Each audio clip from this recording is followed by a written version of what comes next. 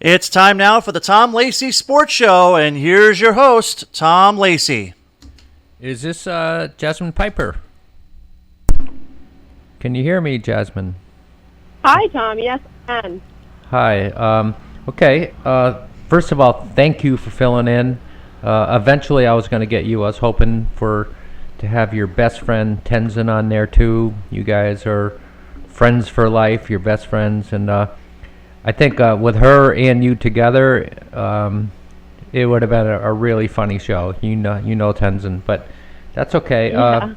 I was trying to get a comment from her, but she's at work, and I was hoping she'd write something, but you know how she feels. So yes, it would have been super fun. It was always a really fun time in high school. Yeah. Okay, I'm going to start asking you some of the questions that I sent you, and there'll be a few more. There was a couple comments too. First of all, where are your parents from? Are you guys originally from Plattsburgh? We're not. So my family's originally from Florida. I moved here. Well, we all moved here when I was I think I was like 10 or 11. So I was going into the fourth grade. But so my childhood was in Florida. We moved here, and then I went to middle school. So I finished off elementary school, and then I went to middle school and high school in Plattsburgh. Okay. Hopefully. So my mom's originally from Mexico, and my dad's originally from Florida. So I mean, they met when my dad was playing professionally in music. He was a professional musician, and wow, I didn't know that's how they met. Okay, and I had no clue on that. Your mother's from Mexico. Wow, are they listening? Yep. Hopefully they're listening. They're actually traveling back from Florida currently, so okay. They're probably not listening. That's okay. This is super. It was last minute, so I didn't even get a chance to tell them because I've been down in the book studying so much. Yeah. All shows eventually will be on YouTube under Tom Lacey Sports Show. So this will be on. People can listen to it later on. So, and I know because of it was a last minute. Some people don't know that you're on, and if they did know, you'd be getting tons of questions. I tried to get a hold of your old coach, Vern, and he hasn't returned, Vern Harrison, and also Coach Wilmot, and it's too early in the morning for them. Maybe they'll text something. So, funny. Other than your parents, and who is your biggest inspiration? Oof, that is That's one of those questions where you just have multiple responses to. Yeah, I mean, I first probably would say my parents, so that's probably why you said other than my parents. I would probably have to say I had this one teacher in middle school.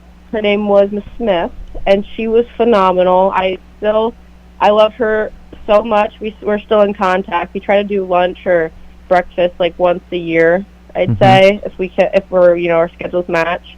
But she's just phenomenal. She was such a huge support, especially when I moved from Florida. She was really there for me. So I just have the utmost respect for her and all the work that she did for all of her students, not just me. So I would probably say Miss Smith. Like, it was kind of like that point in my life where I was so young, but she was such an excellent teacher. I was really able to see the perspective that she was trying to show her students, and that opened my eyes, and I guess it kind of like pushed me and helped me grow a little further in my own life. Now, again, we have Jasmine Piper, and let me tell you a little background. First of all, she was voted the Female Athlete of the Year, her senior year in high school, and that was well deserved. And she also she's studying to be a physician's assistant. And what's the name of the school again? I'm sorry, is it Syracuse University? It's Upstate Medical University, so okay. It's literally right across the street from Syracuse University. Okay, so this is just my opinion, Jasmine, because I know you so well, and I have the utmost respect for you. But if you, when you do become a physician's assistant, I think you are so well respected in this area. People would love you, and you would fill up right away in Plattsburgh, but that's down the line. You know what I mean? You would do great around here because people respect you. And what made you, Thank you.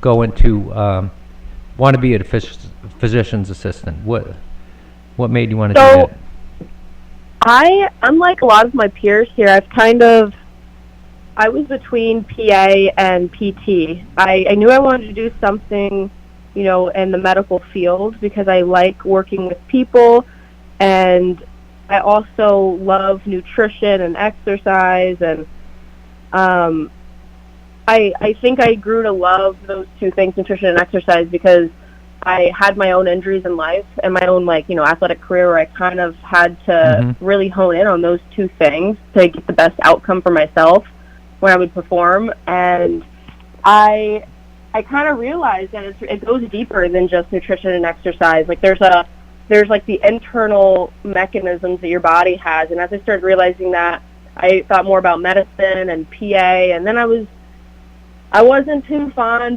being in school for 8 to 16 years. So I shied away from the medical, from being getting the traditional doctor degree. So I went and I looked more into being a PA. And my peers, like I was saying, a lot of them have known they've wanted to be a PA for such a long time. But to be honest, I didn't even know the profession was all that it is up until maybe 4 years ago. So I was kind of late to the game. And I acquired all of my patient care hours. That's a requirement before you go into school.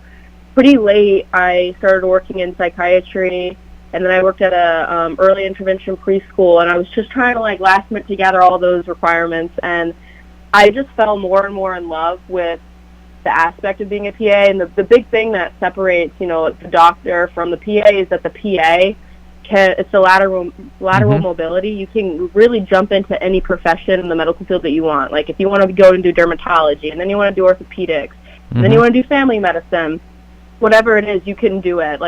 You could take a contract out for 5 weeks and do one thing, and then go do something else, and for another 5 weeks. It doesn't matter. But if you're a doctor, once you're trained in that specialty, you're staying there. And if you want to change, you have to go back to school for usually another 2 to 4 years and do that again. So I just love the aspect. I mean, the consequences there for sure. I feel like I'm drinking water out of a fire hose right now because of the amount of information. We have 2 to 4 exams a week, so it's quite a lot, but it's paying off. Are you liking it a lot? Do you really like it? I do. I don't want to. At Syracuse, it's such a huge change from Plattsburgh. Oh yeah. I think it's a great environment for me personally, just because I get to focus here. Because I don't really like the city life, I guess. I like the mountains. I like to swim and be outside. So it's nice to not be distracted. So I truly wake up in the morning. I go to class, and then after class I go to the gym, or sometimes I go to the gym before class, depending on my schedule. And then I just come back to the apartment, and I'm just studying. I laugh a little bit with my friends here, and that's it. I don't go out. So I mean, yeah, it's great. I mean, I'm going to be in Plattsburgh next weekend, so I'm looking forward to that. I try to visit once a month because I miss it. I miss my family and my dogs. They all miss you too. There's a lot of people miss you. Yeah. And let's talk about your ACL injuries. Well, first of all, as a middle school athlete, when you got to the Plattsburgh High School District, what was your favorite sport?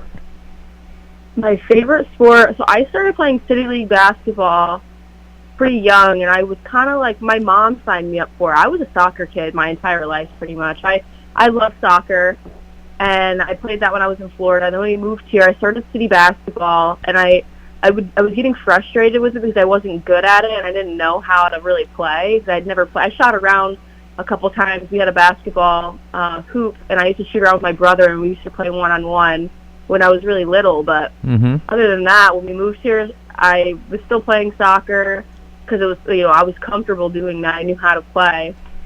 And I would say softball, honestly. I really enjoyed softball for quite a few years. And basketball kind of took off for me when I was playing for Sydney McMahon and Modified. I don't know what it was. I just kind of fell in love with it, and I started practicing. I used to go on the weekends. It was it was ridiculous. I don't know how my parents would trust me to do this. I don't think I would. If I had kids, I don't think I would let them walk to the gym like super early in the mornings. I used to go. I was like 13, 14 years old, and I'd be walking on a Saturday and Sunday morning to the city gym. It was so cold out.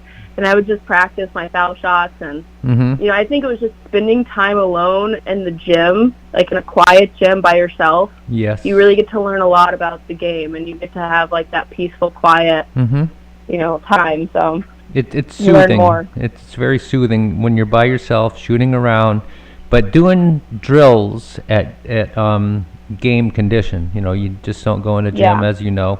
You kind of find things to do. Okay, tell me about your ACL injuries, and when did they occur, and when did you know it was definitely ACL? I mean... Yeah, so my ACL, my very first injury, I was in the 8th grade. So I think I was like 14 or 15, and I was playing for Broadla Valley in AAU. It was our AAU basketball team. And it was towards the end of the summer. We were getting ready to go into the fall, school was getting ready to start up. I remember it was in August. It was August, and we had like a last minute game. He kind of texted us as a scrimmage against like a Seton team, I believe, and it was the last quarter of the game, and I had a breakaway. I had stolen the ball, and I was going down for a layup. And my defender caught up to me, and I guess I kind of just stepped. I was like right over the half-court line.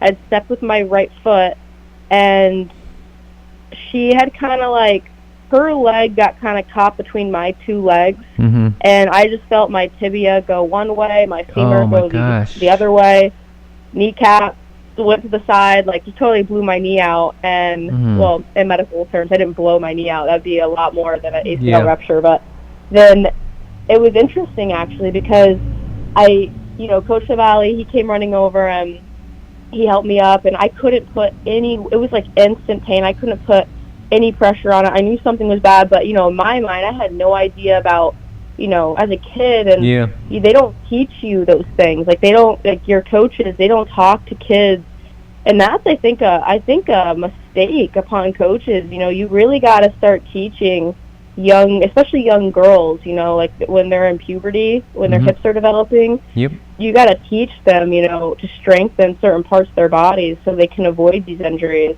But anyway, his wife is a physical therapist, and I ended up finding out, I went to the ER because I thought I broke something. I didn't know what was going on. I just knew there was pain in my knee, and it was huge. It was the size of the basketball probably. And I go to the emergency room. They look at it. They did something called the Lockman's maneuver test, or the locksmith test, and it's basically where they see your ACL, your anterior cruciate ligament kind of slide, your tibia gives way, and it basically indicates that you have a torn ACL because it's that the ligament itself is supposed to kind of stop that rotation from happening. And they sent me for an X-ray, and then I went for an MRI, and then I got to meet my lovely surgeon, Dr. Volk. And it ended up being that I'd know him for years after, because he went in and he told me that I had a partial tear, but it was too much of a tear that it wasn't going to heal on its own. So there's limited blood supply in that region of your knee, and he'd have to go in and fix it himself. So that's when I was so broken heart. My heart was broken. I had all the plans to play, my 8th grade year I played JV basketball. So I was I didn't know that. Super bummed I wasn't going to be able to play varsity, because the plan was for Coach Lavalley, he was the varsity coach at the time, to pull me up my 9th grade year and just start varsity basketball then. And I'd worked all summer. We went to Florida at the beginning of the summer, and I was so sad because I spent the entire summer playing against my brother. My dad would always tell me, you're going to get knocked down by your brother, but you want to be good, you just got to stand back up and keep playing. So, and I did that. I went through my, my brother was a good basketball player too, so he was good competition. I'd play against him and his friends, and had such a fun time. That's how you get better. So I was all sad and Yeah. started doing my workout. I started doing like my own research about what the knee injury entailed. Mhm. Got back. I was too eager, and that was my mistake. Is I was so eager. I went back at the 9-month mark, which they cleared me to do so. My physical therapist cleared me, and she warned me. She kind of told me, and mind you, that's Coach LaValle's wife, Kate LaValle. She's a phenomenal physical therapist. Her focus is usually on back and spine, but she worked on me with my knees, and she did an excellent job. And she told me, she's like, I maybe give it a year, because that's usually like textbook. Like, you should give it. It's 9 months to a year. But I was so excited to go back. I was like, no, I'm going to go back right now. I was young, like the patience was lacking there. So how many games when you got back did it take to do it again? It took about 3 games. It was that Thanksgiving. I can't remember the name of the tournament, but it's that Thanksgiving tournament that we do over at NCCS. It was that game. So, oh wait, no, sorry, it wasn't that game. It was right after. I remember I was shocked I made it through that game, because I started feeling some like pain in my right leg, which was the knee I had operated on. And so what happened was I started to overcompensate. It was our first home game back at PHS. I had gone up to save the ball from going out of bounds, and I really should have just let that ball go. It wasn't worth it, obviously. And that's your competitiveness, Jasmine. Yeah, I came down on my left leg, and I blew my left ACL out because I had been overcompensating, because I wasn't ready to come back. And at that point, I was babying my right leg so much. My left knee was getting weak, so like the muscles around my left knee, like my quads and my hamstrings, they were so fatigued they couldn't protect my actual knee itself. And I came down from saving the ball, and then I heard the pop, and I just I had tears, not tears of pain this time, but like tears of frustration, because that pop, like, at that point, like, what it is. It's one of your ligaments probably. And I was just crying. I was so sad. And I remember I was actually coach. It was Mr. Manchester and Coach Hartman kind of came over and helped me up, and they kind of got me situated in the side. And I was so angry. I didn't want to hear it from anyone. And I went. I went home, and I kind of knew. I kind of fell into a small little mini depression episode. I was so sad I didn't want to talk to anyone, and because it was a lot of work. I had to get up at 5 every morning, go to PT, and this was before school, and I was just tired of the whole process. Went back to my surgeon. He actually told me that this left knee was a full rupture. Gosh. And compared to my other one, which was a partial tear, which was interesting because the rupture, it was less painful. And that's probably because that one that was partially torn, because it was partially torn, every time I'd walk, it kind of would tug and irritate the ligament. So with the full rupture, your other ligaments kind of take over and stabilize. But how is it now? I got that done right away. How's your knee now? Oh, my knees now are great. My right knee's a little weird sometimes. I've also had another operation on that right knee. I tore my meniscus in track. So I didn't know that. Yeah, so I had an operation on my right knee before I went to play college track. So I did that. And that was a super simple procedure. He just went in and shaped off a little bit of the cartilage, the meniscus, the medial meniscus, and sent me on my way. And it just took me maybe a couple weeks to recover from. That was fine. It wasn't a big deal. Sure. Okay. At your peaks, basketball peaks, let's say you play 10s and 1-on-1. Who wins, and what's the score going to be up to 11?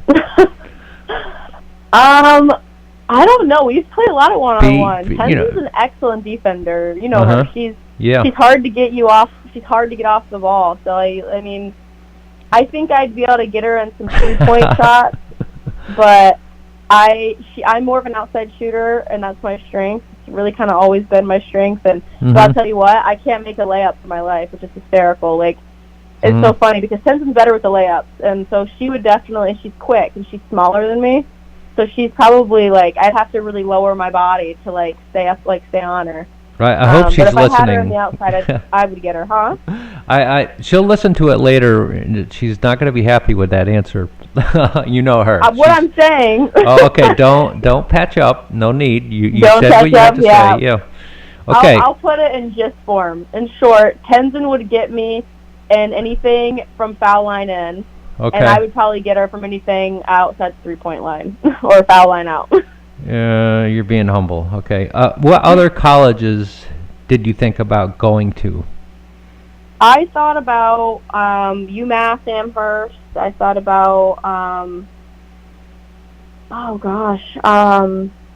I thought about University of Florida just because it was at that time it was still kind of home for me. Mm-hmm. UAlbany, University at Buffalo, but that was usually because both of my two best friends, Elisa McGar and Tenzin Pimmel, were going to those colleges. So I was like, I want to be close to them, and I'm glad I ended up staying in Plattsburgh, though. I'm really thankful for that. You did well in track, and I know Coach Wilmot loved having you. He's a great guy. So is your high school coach, Coach Harrison. Yeah. So I worked a lot with Coach Krug for track. I worked with Coach Wilmot on my the running and the high jump a lot, but Coach Krug was probably my primary coach just because I was a thrower more so on the team. Okay. And so I worked with Coach Krug a lot, and he's great. He's an amazing coach. Coach Harrison. Yeah. In high school, how many events of track did you actually do at one time? Did you do them all? I did Eventually, every throughout the running year? event from the 800 down. So I did the 800, 400, the 200, the 100, and then an indoor track along with the 300 and the 55. Wow. And then I dabble a little bit of high jump, but Coach Harrison never let me fully kind of learn the high jump because of my knees, which was honestly the mature and the smart decision on his part. Yeah. And I convinced Coach Krug in college to let me try, and Coach Wilmot to let me do high jump, and they let me do it. It didn't last long because my knee just started kind of getting a little irritated with it. But I did the throws for like my big thing in high school track. Coach Harrison spent a lot of time with me with the discus and shot put. I learned javelin and the hammer throw in college. Gosh. Which were pretty fun. And I tore my my UCL actually, my first meet back in my senior year of college. I tore my ulnar cruciate ligament over my elbow. So I was out of javelin for that year pretty much, but I still got to participate in my other ones. I can say Jasmine. Again, we have Jasmine Piper here. She's at Syracuse, studying to be a physician's assistant. And I can say if you would have played for me in high school, I think we would have been playing definitely in the field house and maybe even winning. I think that game, though, was against NCCS, but you never know. No one was a better defensive tandem than both you and Tenzin, and defense, as you know, wins games. So, I know you were dying to play, but you made the right decision. It was fun having you around, though, and taking free throws. And so no, I enjoyed it a lot, and I always appreciated you letting me. I'd be going to track practice, and you letting me kind of like hop in on a couple of the basketball scrimmages you'd have against the team. So I appreciated that always, because basketball is something that I still like. Keep near and dear to my heart, because just here at the gym, I'll like shoot the basketball occasionally, and it brings back a lot of fun memories for me. And I try to like do something with it, right? Like, so we have that camp, the Adirondack Coast basketball camp, that I definitely love being a part of and teaching, basketball. So either I can't play it fully the way I want to. I want to teach young kids, how the fundamentals. You were the assistant coordinator for that, and you did a phenomenal job. The kids love you so much, and if you ever have time, which I doubt if you will, I want you to be the one that takes it over, but I know you're going to be really busy, so we'll find someone else. But if you ever have time, it's great, but I at least would love you to just be a part of it. Okay, I got Caitlin Clark or Paige Beckers. Who's better?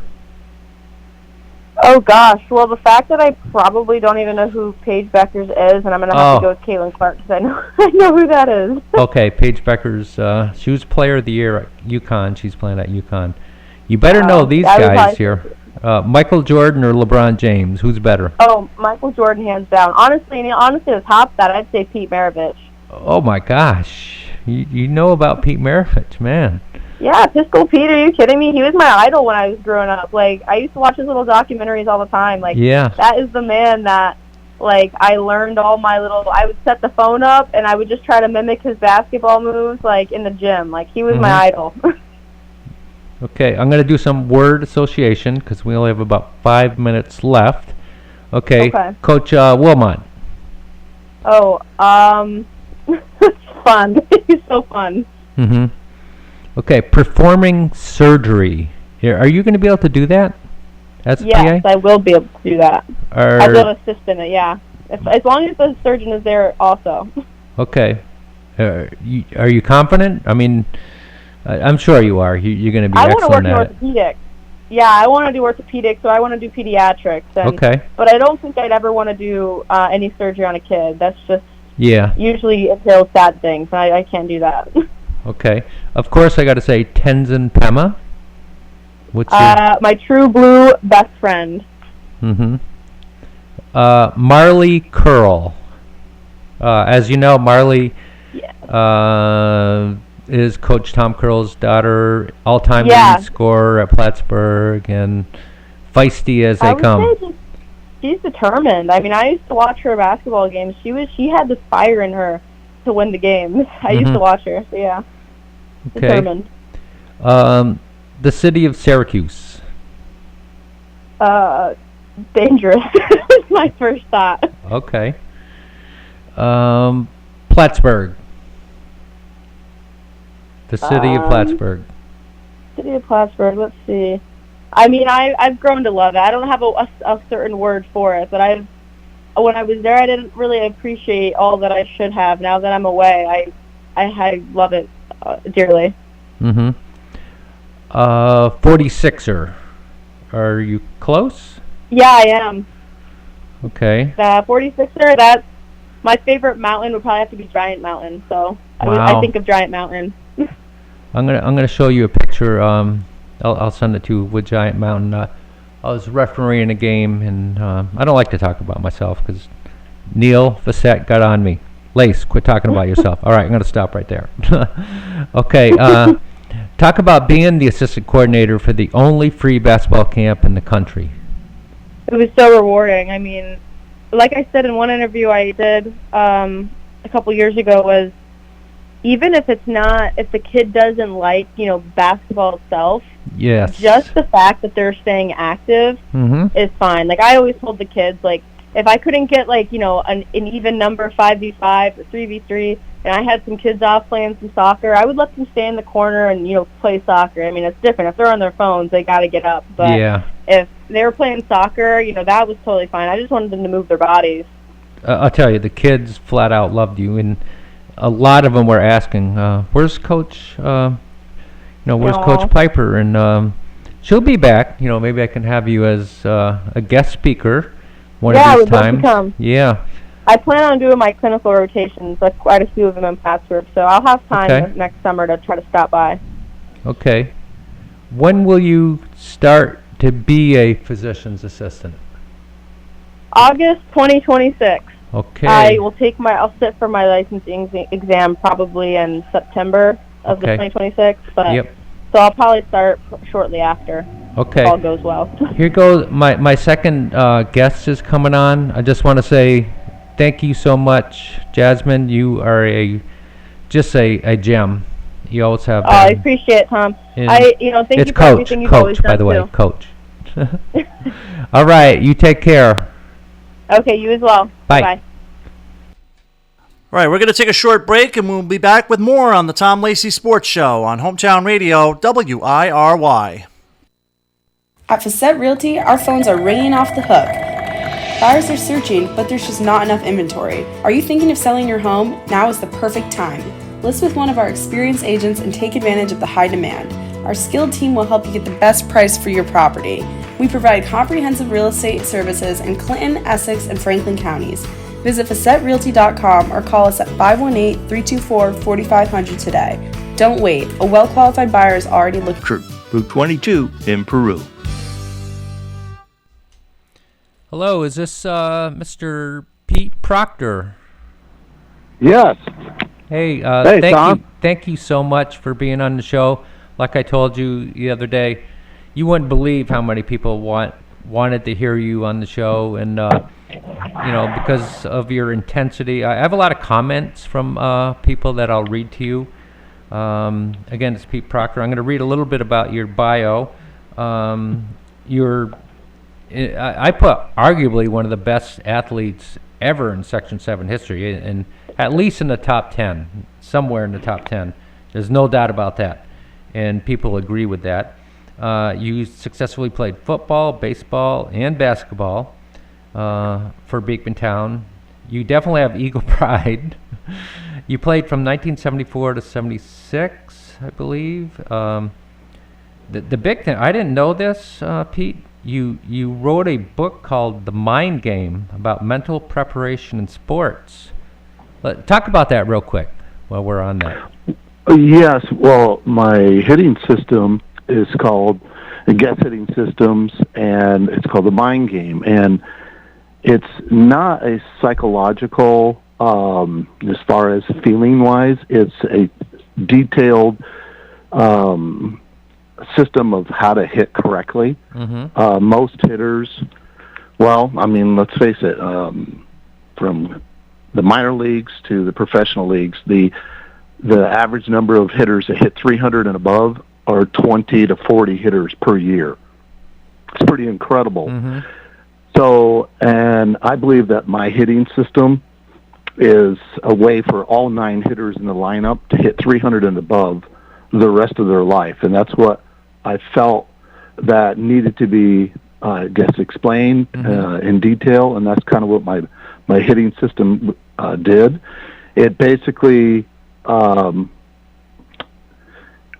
explained how every hitter, before they go to the plate, needs to know what every pitch that might come, what the speed of the pitch would be, what the rotation of the pitch would be, and the location of the pitch and the area of the pitch. And before you go to hit, you should never step into the plate unless you know those 5 things. And that's what my book did. It broke down pitch by pitch for every count, even from the beginning of 0-0 to if you're 0-2 versus 2-0 or whatever the count might be. Mm-hmm. My system specifically told you exactly what to do every single time. And my hitting system basically told you and explained to you how you would never be wrong. And people find that rather hard to believe, but the reality is if you really understand hitting and pitching, then you'll be able to increase your odds of success, and your batting average will go up. Now, that was my goal. Now, if I would have made Major League Baseball and hit 300 and, tried to strive for 400, then everybody would have listened to me, I think. But God had different plans, and that didn't work out. How about the device that you invented? Tell us about that. Oh, well, then I recently, in these last 10 years, since my goal was to, make, Major League Baseball and or maybe be a quarterback and the NFL was my dream as a high school kid, of course. And so that didn't work out. So if I could have because I used to hit all the time, and I designed a toss machine. So you know how when you hit in the cage or you toss a ball to another hitter and they hit it into the net? Well, I designed a machine to be able to do that. So I'm sorry. Don't worry about it. That's my mom. Oh, wow. Tell her I said hello. Well, Tom Lacey said hello. Okay. Yes. that was funny, by the way. I try to help my mom out. She's that's very admirable. She's 96, and we try to help her out the best we can. Anyway, so the invention that I recently did is called Slip It and Rip It, and what it does, it goes on the bat, and it was what I say in my invention is that it's the first device that you can actually put on your bat and actually hit toss balls or off of somebody tossing the ball to you directly, or short little pitches that you could hit into the net. And what it does is, no matter where the pitch is, so let's say it's low and away or it's up and in, because the pads are color-coded and designed to be vertical, it makes the round bat strike the round ball in the correct position to launch it the most efficient way. And anyway, so I went and tried to market the product everywhere. I went to 11 different states. I tried everything, stuff like that, but it didn't work out. That's okay. You gave it your best. Yet, what's that? You gave it your best try, and that's all you can ask. I gave it my best shot. I tried my best, and I know in my heart that it's a tremendous training tool. Again, if I would have been in the big leagues, hitting 300, whatever, everyone would have been. This is what we need, along with my hitting system, is what my thinking was, and because they go together. Anyway, so. Sure. Yeah, so I did some videos on YouTube and put those out there and tried to get to all the colleges and the teams and my roommate played for the Kansas City Royals. So I was going to get to that. I tried to somehow, some way to be able to link it to help future kids, even the major league hitters, because it was for the major leaguers, it was for college players, and my book was as well, and then for all the travel ball teams and high school players. Yeah, that was my thinking on it, and so there you have it. This is from, I'm going to read some quotes, okay? This is from Gary Facette. Was he your favorite receiver in high school, or was it Lonnie, or someone else? Well, actually, they were all great, and I think we threw to everybody. But those guys were great. I mean, Gary could throw it up there, and Gary will pull it out of the sky. He said he's the most competitive person I've ever met. He'd run through a brick wall to try and beat you. Wow. This is from, you must remember Randy Senecal, right? Do you remember Randy? I'm sorry, I couldn't hear you on that. What was that? Do you remember Randy Senecal? Yes. Yeah. He said, Peter was a fantastic all-around athlete from a family of fantastic athletes. Pretty sure his brother Joe was drafted and was ambidextrous. Another brother, Bob, played on our 1969 American Legion State Championship team in 1969. Leave it to Peter Proctor to hit 650. Wow. Last that I saw Peter was a few years ago at the Oval Gym. He was a great shape, great athlete. That's from Randy Senecal. He's, you know him. Oh, that was really nice of him. Yeah. Let's see here. I'm trying to find. Okay, this is from Coach Burnell. Strongest arm I've ever seen on a high school football player. Could hit a target in the end zone from 45-yard line and would one knee on the ground. Ball was traveling 55 yards. Could kiddingly ask him when he was going to finish paying off the truckload of Coca-Cola he owes me. He used to challenge me to a game of horse after basketball practice, and he always lost. Is that true? Coach Burnell was amazing because he always used to compete with me with shooting, and I've got lots of stories, but one that I remember, he was in his, he was teaching and he was in his suit, and he takes his suit jacket off and says, "Okay, Proctor." And then we started shooting. And I love to shoot, like half court or as far out as possible. And that was the competition we used to do. And he came out, said, "Okay, let's go." And we shot, and I missed the long shot. And then he shoots, makes it, walks off the court, grabs his jacket, and keep practicing. He's the best, isn't he? And this is from Leo Ryan. You must remember Leo, right? Remember Leo Ryan from Plattsburgh High School? Yeah, yes. He said, ask him about playing post 20 in those teams that beat that good Glens Falls team with Dave LaPointe, who was drafted in the 1978 draft by the Brewers. And any story about Harry, that's your Harry, I forget it, Demery, Mr. Garrow, and Mr. Butler. Great baseball player and teammate for sure. A lot of people didn't like him. I got along great with him. He just wanted to win. He was just like us in a lot of ways. Leo, everyone liked you. There's no doubt. Oh, that's nice of him to say that. Yeah. But yeah, so. Yeah, those were great times, and we wanted to win the state championship because my brothers, I think Mike St. Louis, I think they won the state championship, New York State Championship, I think, in post 20, and we kind of wanted to do the same thing, but we didn't accomplish that goal, but that was what we all wanted to do. Mm-hmm. Well, starting from 7th grade, what was your favorite sport each year, right up to 12th? Like 7th grade, what was your favorite?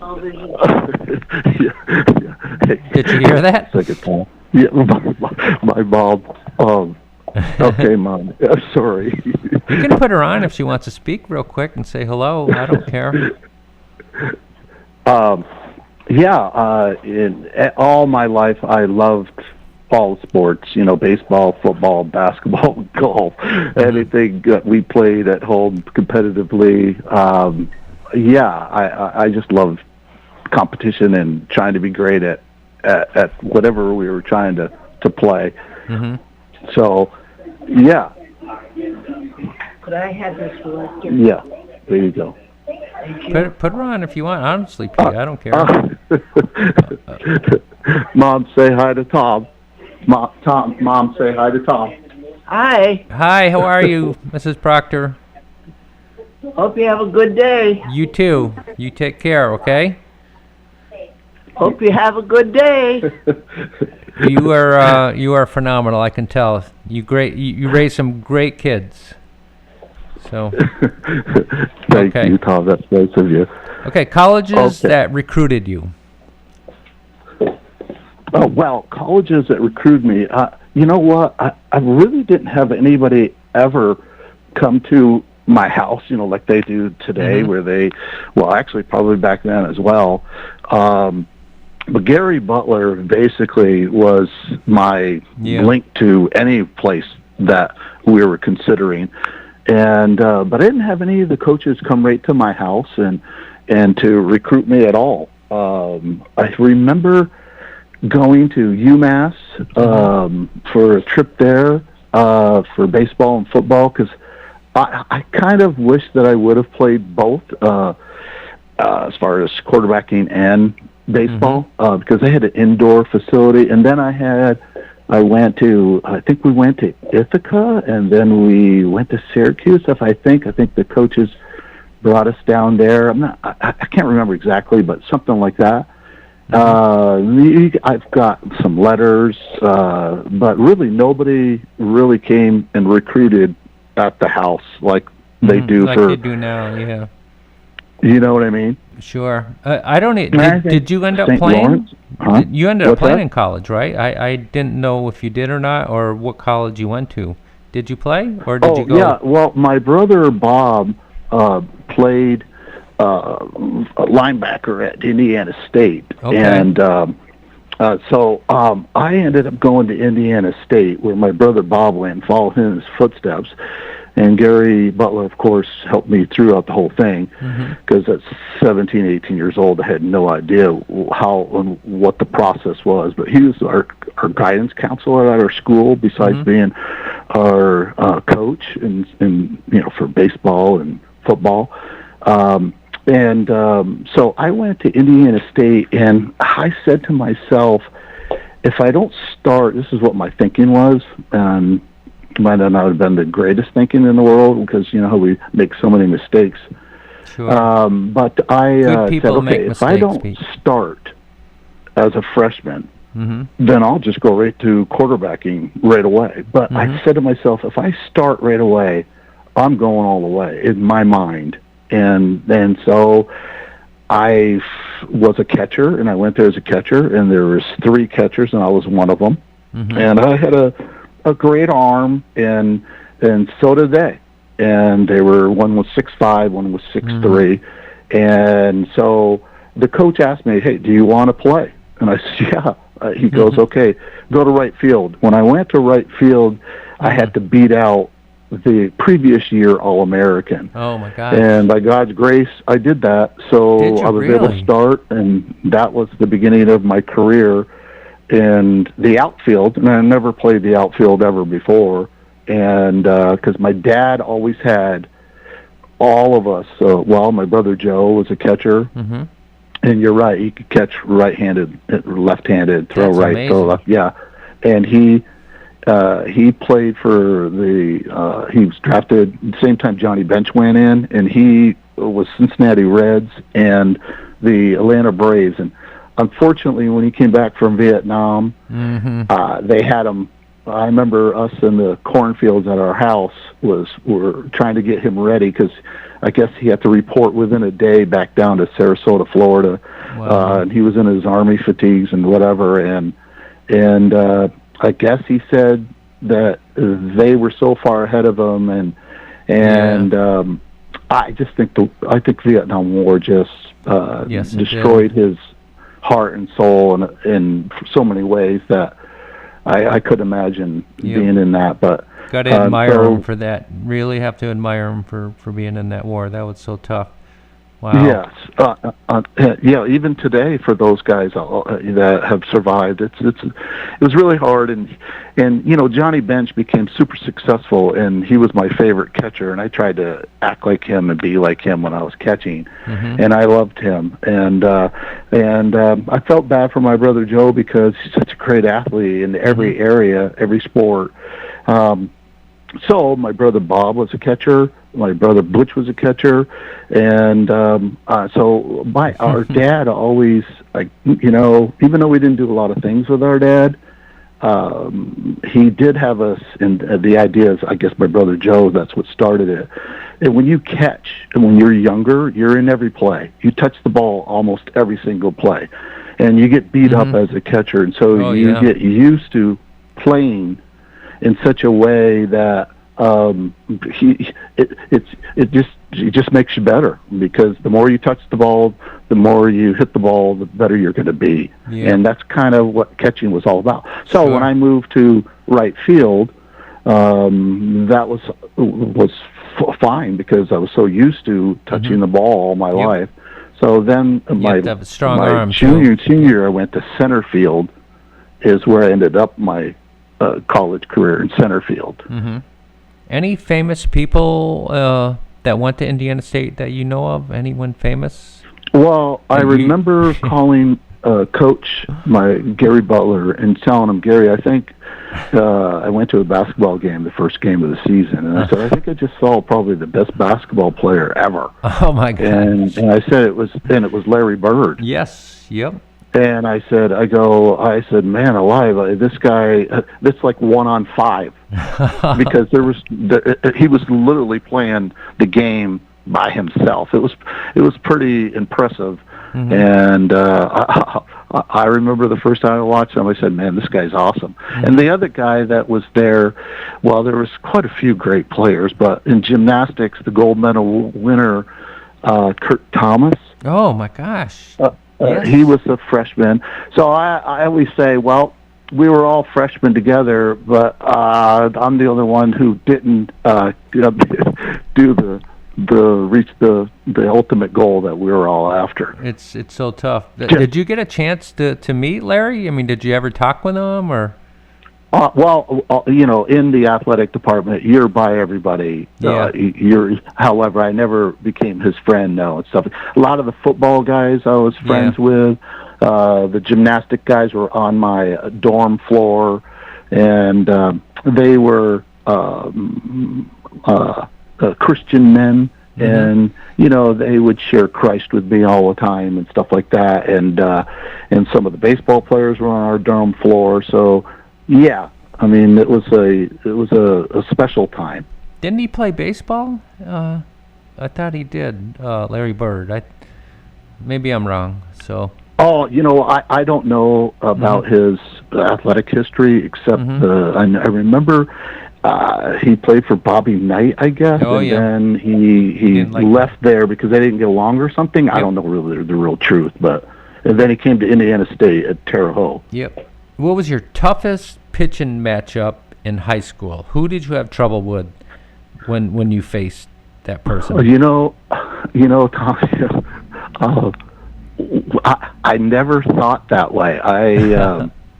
I never, to be honest with you, I never gave it a thought. It's just, to me, no matter what sport I was playing, I always looked at it trying to beat them, try to win. And I never did names or think of the names. It's just like in college, all the players and people that we played, I didn't really ever pay attention. I was concentrating on trying to, whatever they were throwing, the pitch. So I really don't know a lot of the names. I remember some of the ones that I was catching in post 20, like Peter Kovalowski, and I think it's Mitch. I forgot Mitch's last name. Mitch Tarr, yeah. And to me, Mitch Tarr, I think if he was like today with the types of, I guess, pitching camps and things like that, I think he could have been a major league pitcher because he had some really good stuff. Like he had a 12-6 knuckle curve that was fantastic. It dropped right off the table. It was such a great pitch. And Pete Kovalowski, he was a power pitcher, power curve and a power slider type of fastball, and he was really good. Yeah. Did you catch for Leo when he became Mark the Bird Fidrich? Do you remember that? No, I remember that. That was super exciting. But no, I didn't. No, I didn't. He played for Detroit. I never made it to the big league. Leo was acting like Mark the Bird Fidrich when he was pitching for Post 20. That's what there was an article about it. I don't know if you remember that. Oh, well, yeah, I don't remember that. Yeah, Leo would pet the mound, talk to the baseball, and Really? Yeah, I don't remember that. There was Leo was great though. He's still one of my best friends, and wow. Yeah. Wow. Did you ever pitch? Did you ever pitch at all? You know what? I really did. There was a couple of times I think I threw, maybe once or twice. I do remember the time I did pitch, and we were up in the air base or something, and I don't remember if it was post 20 or if it was Babe Ruth or high school.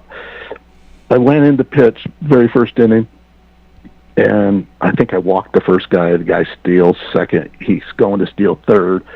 And I looked towards third and see if the catcher was throwing it to third. And as I turned back, the ball hit me in the eye.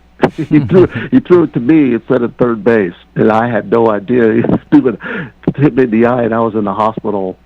A big bubble on my head over in my eye. That's how fast I was out of my pitching for that day. Wow. How many professional athletes did you play with or against? And do you know, are you friends of anyone that made the major league still? Well, my roommate, Jim Scranton, played shortstop, and he made the big leagues at Kansas City. Remember when Kansas City won the World Series? Oh, yeah. He played for them. He was in the minor leagues for many years. Kind of like Maury Wills, who was in the minor leagues for 10 years before he broke in. Mm-hmm. The same kind of thing happened to Jim. He was a great shortstop, but back in those days, a shortstop, today's day, the shortstops are great shortstops, plus they're great hitters. Back in those days, you could hit $150 and still play every day because the shortstops were primary focus was defense. Well, Jim was a super defender and had a great arm. But he struggled with hitting, and when we played together in junior college, he bunted a lot, and with his speed, he had 22 bump base hits, and it was fantastic. And so he played for the University of Arizona, and then went on in the big leagues. And I had him come out to my house because they made him switch hit and go to left-handed because he was struggling hitting big league pitching, my AAA pitching. And I said, Jim, you have to understand how to hit properly, so that way you can be a great hitter. And so I went through my hitting system with him in one weekend, and he just didn't have any idea about. He was the typical hitter that would see a pitch and then decide and then swing, and it's too late. Yeah. He didn't do anticipatory proper planning on hitting because when these guys are throwing 90 to nowadays 100, I know you only have barely a half a second or less now to be able to decipher, and then to be able to decide, and then to be able to swing. That's why it's so many of the hitters don't and can't hit 300 because I believe they're going about it the wrong way. Well, anyway, Jim, I tried to help and tried to persuade him to consider some of the possibilities that he could do to increase his odds. Anyway, so he's one of the players that I was roommate with and played with, and then we've got quite a few because, I played in California. We played against UCLA, USC, Arizona State, in Santa Barbara, Long Beach State. We played a lot of great players and a lot of great pitchers that went on to play in the big leagues. So I don't remember and look up all their names, but I remember facing Mark Clear. Oh yeah, he was a fastball pitcher and a slider. He was really good in the big leagues, and we played what's called the Lyman Bostock Memorial Fund, and when I was at Cal State Northridge, and it's where all the pros played the college, which was the college I was playing at. Yeah, and so we played them, and I had to face Mark Clear. Now, he's probably the greatest pitcher that I faced, and so I was able, by God's grace, to hammer a line drive to center field. Nice. And so that was a great feeling of doing that and knowing that you can do that, all that kind of stuff. How close did you come? And then I played with a guy named Craig Lefferts. Do you remember Craig Lefferts? Played for San Diego Padres in the World Series. Yeah. Craig Lefferts was one of the pitchers. I played on a team called the Humboldt Crabs, and Humboldt Crabs is kind of like a collegiate summer league, like the Cape Cod League or the Alaska League, and the 5 pitchers on that team were the 5 best pitchers that I ever played on one team. We had the guy that led the nation, NCAA, in strikeouts. We had so many. Craig Lefferts was in the big leagues, was pitching in the World Series, and he was the number 5th pitcher. He was the number 5 pitcher on that team. That's how good that team was. How close did you come, Pete, to making it? How close? Well, I think that's the main question. Well, I didn't get a chance at all.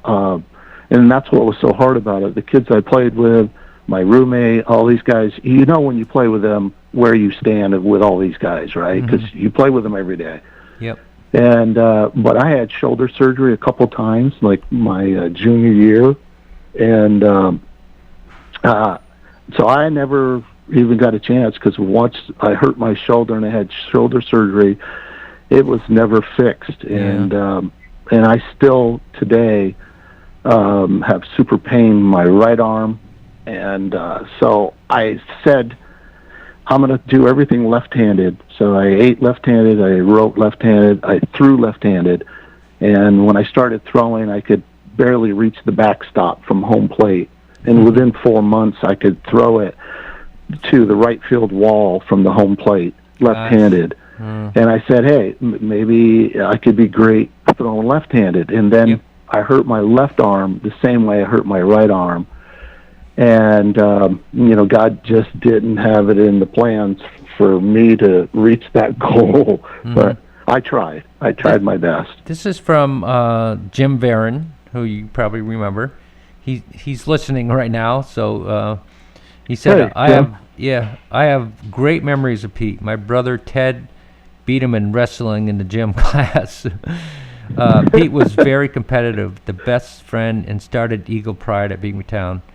And I got beat by Jim in wrestling. So he said you and him both got beat by the Varens in wrestling. So yeah, he's listening. He's a funny dude. And this is from Mike Everlith.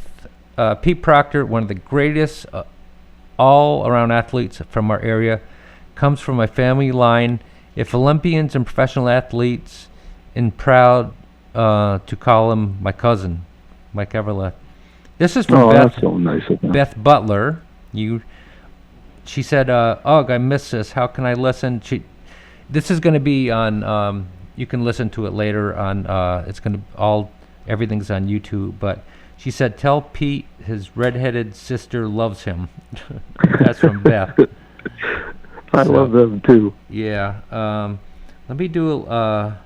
We have a little time left here, and I want to do a little bit of word association once I find. Okay. All right. Okay. Trying to figure where it is, and I'll find it here. I just had it. Bud Bacon. What's your word? He's like Earl Campbell. Really? Okay. He was a beast. He was hard for the opponents to bring him down. Let's see. How about Joe Cardney? Joe Cardney. Cardney, you remember him? If I remember, he used to go to basketball camps, and he was a great dribbler. Absolutely great basketball player. Yeah, all the Plattsburgh people want to hear your view of that that little fiasco or fight that we had, that happens in sports. You have anything? They're all listening. They want to hear it. You know, I don't know. I'm. You don't have to talk about it. I focus. I don't know. I know we had a little bit of things that went on, but you know, we were just trying to win, and you fight like a dog to try to win, and you know, I think sometimes things like that happen, I guess, but they happen. You know, there's nobody we dislike. We still like everybody. I know. You know, in our city and town, and it was fun though. Myself and Johnny Myers, who are really good friends, we stood at mid-court and we put our fist up, pretending we were going to fight, and someone really thought we were going to fight, which is something. But I'm sure you remember that Mike Jodwin got his nose broke in that, and I'm not sure if you know who did it. Do you know who it was? I have no idea. It was Joe Cardney. Who was it? It was Joe. Everyone thought it was Hollis Chapman, but That's pretty funny, you know. That is funny. I guess they matched up in position. Yeah. I guess I'm just one of those people that I guess never really focused on that type of my memory on that type of stuff. I guess I just wash it away. I don't know. Over all the years, you just start. Sure. I guess it's an impact when you're in high school, but afterwards you start to realize that it's kind of silly or foolish or whatever you want to think about. What's your favorite sports competition? Yeah, favorite sports movie ever? Well, that's a tough one. Say it's called the movie Grader. It's a true story based on this kid who was fat, and decided when he was young, 10, 11, 12, he was going to play for the University of Arkansas, and it's a story of his life. Okay. And if any athlete wants to be a great athlete, they should watch that movie. It's called Grader, and the second one is called. What's that? I'd like to watch it. I've never heard of it. So. Oh yeah, you ever watch? You remember we watched a long time ago. We watched Brian's Song. Oh my gosh, yeah. And remember that movie and how it was such a great movie and it spoke to the heart. Well, this movie will motivate every player. For every coach, they will play and practice their hardest for the coaches in all the high schools in Clinton County. After they watch that movie, they will give their absolute best every single play in practice and in the games. And the second movie is called My All-American. Okay. Have you ever seen that one? No, I'm going to look them up, though. My All-American is another true story about Texas football and the coach explaining about his favorite All-American and why. And another amazing movie to build not only character but build the ability for the athlete to try to, no matter what, do his absolute best every moment that he has, but that God has given him. Yep. We only have like a minute and a half left. I'm going to let you finish on whatever you want to say to all your coaches and to anyone you want to say something to in this last minute and a half. So you're on. I miss and love Gary Butler, who was my not only like Earl Burnell, Coach Burnell, and Coach Bainbridge, Don Bainbridge, and their wives. They were also good to me. They were like my dad, and love my dad. But he has struggles in his life, which we all have, and they were my dad basically, and I love them to death. And coaching wise, they were trying to help all of us to be our best, and of course I miss them all, and I can remember everything about them, everything they did for me. Coach Bainbridge, I was able to live in his home when I had to drive all the way from Peru. That's so Gary nice. Butler allowed me to live in his home after when I came home from college and didn't have any place to live. And Coach Burnell was always there to help me, and I would call him help to buy a used car, and he would come right over and help me to be able to make the right decision on it. They were just, I love them all, and I always will. They're just coaches, but they're also loving fathers to me. Yeah, and they made you who you are too. They helped three amazing guys. How can you not love Gary Butler? One of the best. I'm not kidding you. Yeah. And Coach Burnell and Coach Bainbridge, people don't realize these teachers and coaches, how they affect like people like me in our home. We were dirt poor, and they were the substitution of helping us to be able to make it through school and sports and your future life, because then you're on your own. And without that kind of fatherly love and unconditional love, it's so tough. And a lot of the kids that don't have it, that's a struggle. I know. Well, Pete, we got to end, and I'm not kidding you. You were on the show flat out amazing, and it's going to be on YouTube. We taped it because I didn't get a really good chance to promote it as well because I just I procrastinated a little bit. But it's going to be on YouTube, and we'll eventually have it on there, and you'll be able to listen to it. But thank you so much, and you're living in Florida, and stay away from those hurricanes. And thank you again. You're an amazing athlete. You know what? I don't think I ever met you, Pete, but hopefully someday we will.